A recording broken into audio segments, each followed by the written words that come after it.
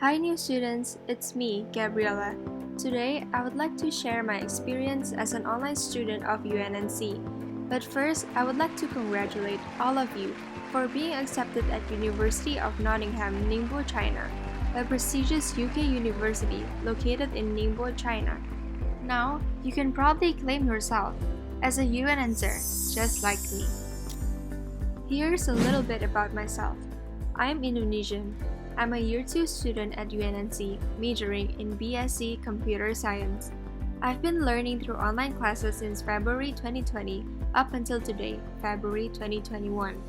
It's been about a year now since I last left the campus and be an online student, so I know how all of you new students feel about this. You might feel lost and confused at first about how online classes are being conducted. How are you going to contact the professors? And how are you going to take the exams? So, before you start panicking about all of these, let me answer some of your questions and share my experience. But do note that what I am about to share is based on my experience as an online student in the computer science department. Other departments might have different ways of dealing with online classes. Without further ado, let's get started. First question, how are online classes being conducted? The previous semester utilized Zoom to conduct online meetings and classes, but starting from this semester onwards, Microsoft Teams and Tencent Meeting are being used as the main tools to run online lectures and labs. Examining the stability and connectivity, these two are considered better options than Zoom. Keep in mind that the university carries on to seek for a better approach to provide the best learning experience for us off-campus students. The module convener would put up the link or code in Moodle or email it to us before the class starts. All we need to do is to click the link or insert the code to Microsoft Teams or Tencent Meeting, depending on what the lecturer prefers to use. I suggest that all of you have both of these platforms installed in your laptop and are ready to use before class start. Some module conveners would invite us to a private group of off-campus students and paste the meeting link there. All we need to do is to click join. Make sure your microphone is muted and camera is turned off. Now you're all set and ready to go. The lecturer would explain while sharing his or her screen the whole time, so you could keep up with it. Note that the live lecture is recorded, so shortly after the lecture video would be uploaded to Moodle. This way, you could review by yourself and take notes on anything you're missing during the live lecture. How nice is that? Moving on to the second question, what should I do or whom should I approach if I have questions regarding the lectures or labs? Well, you could always email your module convener, but as I've mentioned before, if you are invited to a private group by your module convener, make use of that and ask questions there. You could even ask questions when he or she is explaining. You might get an immediate answer, or if not, your question will be answered shortly after the lecture ends. Another approach is to utilize the public forum, which is highly encouraged. For every module, there is a public discussion forum on Moodle, where you can ask questions and get your answers. In this case, the module convener provides two ways for the students to ask questions. You could fill in a Microsoft form if you want to ask a private question that you don't want your classmates to view or have discussion with.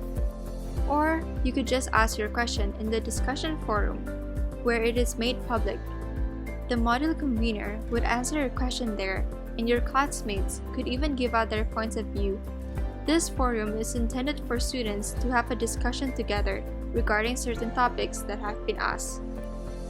Since it's made public, you could always view other discussions and see if these help you. So, I suggest that before you ask your question, check to see if a similar question as yours has been asked and see if it has been answered. This way, you could save your time as well as the module convener's time. Some teachers also provide FQA document, which is basically a compiled list of questions and answers, which in this case related to general, software, and coursework of software engineering. You could always check this out for your reference.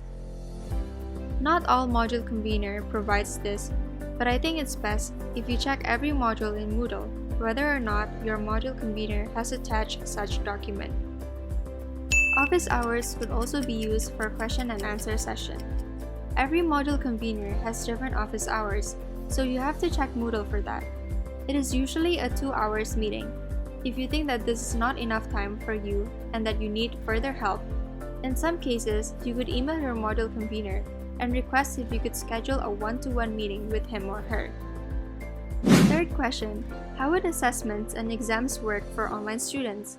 Most of the times, assessments could be takeaway assessments, meaning that you are given a certain time to complete them, usually around 2 weeks or more, or in-lab assessments, where you are expected to complete the task during the lab. My last in-lab assessment was to create a program and complete it within 40 minutes. If during that time I was unable to upload my program to Moodle, I would receive a mark of 0, which thankfully I didn't. Regarding exams, as far as I know, exams could be takeaway exams or online exams with proctors proctoring your exam. Last semester, Examity was used to conduct online exam. I had to turn my camera and microphone on the whole time during the exam. The proctors guided me in every step, starting from completing the identification process through making sure my workspace is clean. If you want to know more about Examity, you can go and visit the website www.examity.com. I'm not entirely sure how exams would take place this semester, but I trust that the university would do its best to conduct a fair exam environment. Okay, what I have just answered are the top 3 most asked questions regarding online class at UNNC. I hope this video helps. If there is anything unclear, do not hesitate to email the university and ask for clarification. Thank you so much for your time, and good luck with your classes, online students. I look forward for the day I can meet you all in person at UNNC. But for now, please stay safe.